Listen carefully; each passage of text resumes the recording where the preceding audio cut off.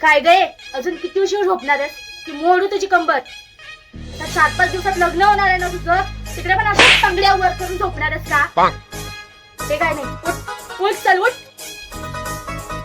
ए उठ, जेवण बनवतं आज. काय मी नाही बनवणार?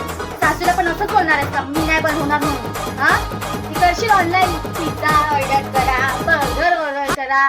हा, ते नाही चालणार तिकडे, समजलं ना? तिकडे बनवूनच खायला लागेल, नाहीतर सासू टोमणे मारेल उठता बसता. ते काही नाही, चल जेवण बनव चल. हो मॅडम, कुठे चला तू मारायला? मैत्रिणींसोबत प्लॅन झालाय. काही प्लॅन वगैरे करायची नाही. आता हे सगळं बंद करायचं, रात्री उशिरा येणं वगैरे. आता लग्न होणार आहे तुझं, तिकडेच लक्ष दे. मैत्रिणींसोबत फिरून काही उपयोग नाहीये.